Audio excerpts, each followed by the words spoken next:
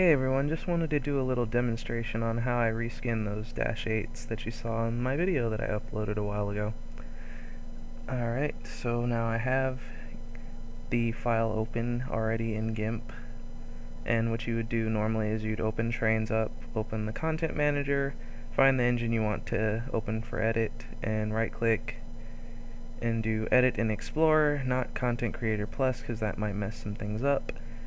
Then you look in the mesh body file and look for something named map1 in the case of this engine. Others usually have like main1 or body or something like that. But yeah, and then you open, oh shut up, Windows performance is slow. Go away. Yeah, anyways.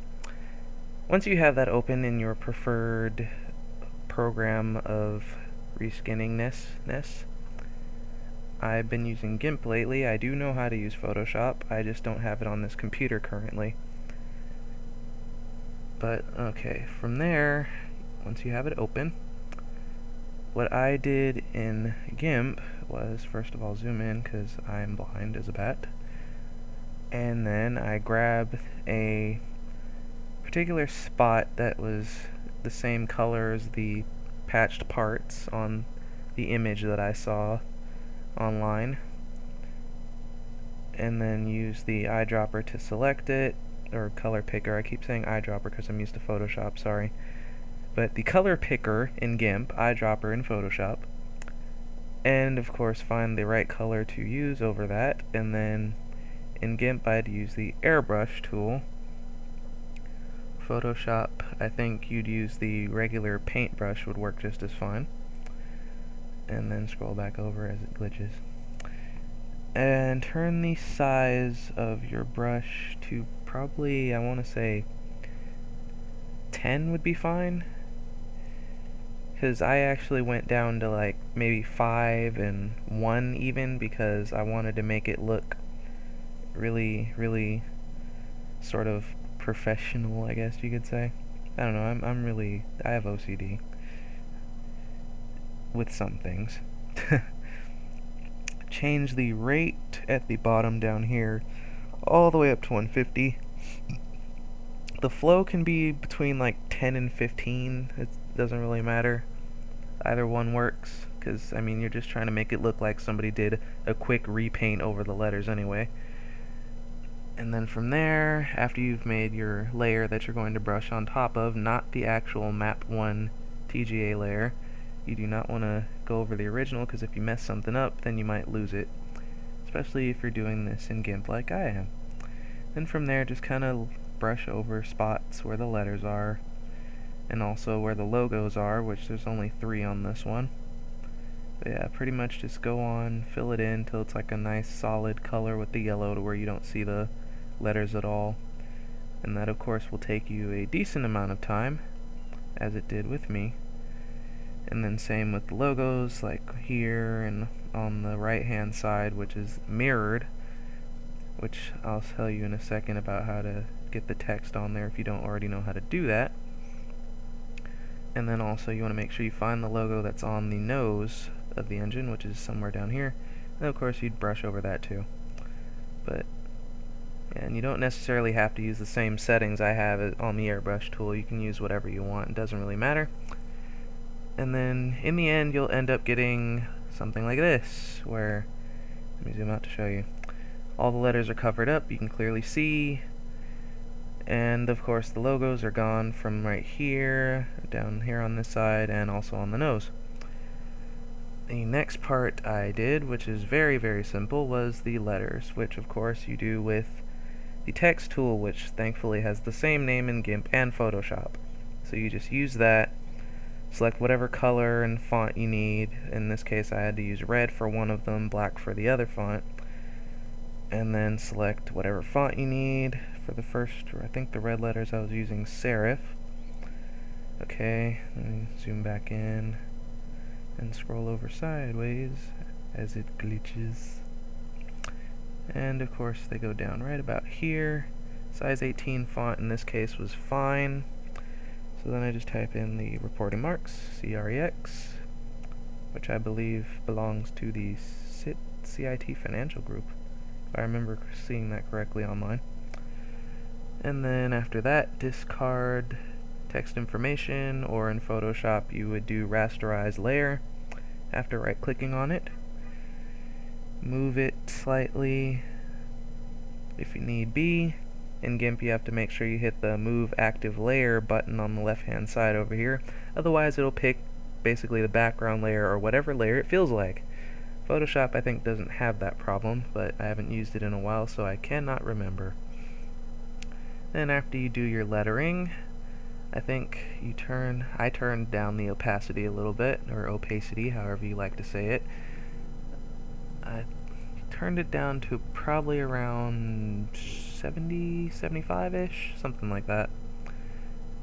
And then to make sure it blends in slightly, so it's not, different color red too much. I liked it to blend in with the striping that's already on the locomotive. Click on your blend modes up here at the top of the layer brushes tab, and I use darken only on this one, just as it kind of makes it somewhat the same color, even though actually now that I think about it, I use the same red as the stripes to match it, even though it's not supposed to. And then after you do that, it'll look something like this, because I've already done it, if it will show up. Oh wait, that's the other one. There it is. Yeah. And then of course, once you do that, you have to duplicate it for the right hand side of the engine, and you're going to have to rotate it 180 degrees, and then move it into wherever you want, because of course these things are mirrored. Sometimes you won't have that problem, but most of the time with engines you'll have to flip stuff and rotate things around a lot. Rolling stock, some people actually have it mapped where everything's the same side. It's just a clone of the same side, which is kind of nice. Shut up, Windows. Anyways. And then of course if you're doing other lettering like I did, same thing, except with the black lettering it's bigger and different text. So that's pretty much how that goes. Then from there I did the side striping, which I believe is, there we go, that's the layer I want, but I'll do a little demonstration of that as well real quick. Hopefully you actually understand what the hell I'm doing. And then of course to do the checkered sort of striping, draw a little bit of a square with the, what is that tool again? The rectangle select in GIMP is what it's called, whereas in Photoshop that would be the rectangular marquee, if I remember rightly. Select a yellow that is brighter than the yellow on the locomotive, because these are supposed to be the warning stripes, I believe. And then also fill it in with the paint bucket, or you can use various commands to do the same thing, such as Alt-Delete and Control-Delete, or if you're on a Mac that would be Option-Delete and Command-Delete. And of course, for some weird reason, it doesn't want to show. That's okay. Ah, layers hidden. Haha. Another thing you have to remember about what layers you have hidden and not hidden in these programs. Otherwise, you'll just be sitting there like, why is it not showing up? Oh my god. But anyway, then after you do this, for the checkered striping, you have to duplicate this several times. So easy way to do it, since you already have it selected and stuff, is you can either just do copy paste, which is Control or Command C and then Control or Command V, depending on your computer preference. And then in GIMP it creates a floating layer selection, which of course you have to tell it to make a new layer. Photoshop will just create a new layer, which is much better. And then of course you want to do that several times, and then of course also click on the Move tool, which has the same name in both programs, and then move it over to different spots wherever whatever picture you're looking at might show, or if you're doing your own skin, just move it wherever the hell you want. And then you do that several times to eventually get a bunch of stripes like so. And then after you copy and paste that and move it around a bunch of times, you're going to have a bunch of stripes looking something like this, kind of checkered, like I was calling them. And of course you do that for both sides. Easy way to do it is once you have a bunch of them lined up in the spots that they need to be lined up in, just put them all on one layer by simply, if you have multiple layers, you would make sure you hide everything that's not supposed to be on that layer by clicking the little eyeballs. And then from there you go right click and then merge visible, not flatten image, merge visible. That way it'll merge the layers of squares that you would have going across the bottom into one, and then from there you can just duplicate that layer and it will copy all of them and then move it to wherever it needs to go. Hopefully that made sense, because my recorder decided to stop recording because I'm too cheap to buy a real version of Bandicam. So there's some spots that got cut out. Sorry. Oh, thanks Windows. Thanks. Just change it to basic while I'm in the middle of doing something. Thanks. Ugh. Anyways, from there, do the same thing with the front and back of the locomotive, which is where the rest of the striping is on the bottom. In this case, it's right here. You can see where the mouse is circling. You then put some little checkered stripes there, which I've already prepared and combined into one layer. Same thing you do with the sides, you apply there, except you just do a few instead of a whole bunch. And then if you were doing something like a long stripe, you'd basically just select the bottom of that stripe. It's easier using the rectangle select or marquee tool and just trying your best to line it up as close as you can from edge to edge and stretch it out while zoomed in.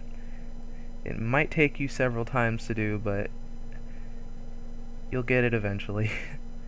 It's much easier doing that than trying to stretch out one of your little stripes that you've already made, because that's a pain.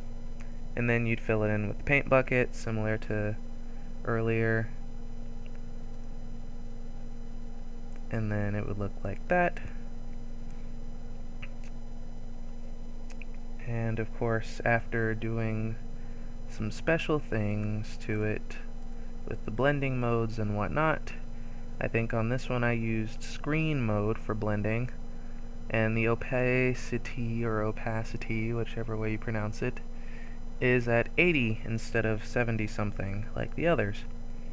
And then you can zoom out and see what those look like. As you can see there, what's selected right there, and then on the other side right there.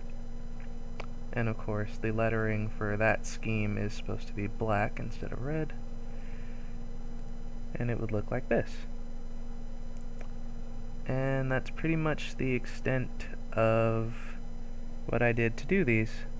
Hopefully it kinda helps you get an idea of what to do. If not, I may do a more detailed video that might take forever and it'll be boring and you probably won't want to watch the whole thing. But thanks for watching this if you did, and I hope you enjoy the rest of your day, evening, whatever time it is you're watching this. Goodbye.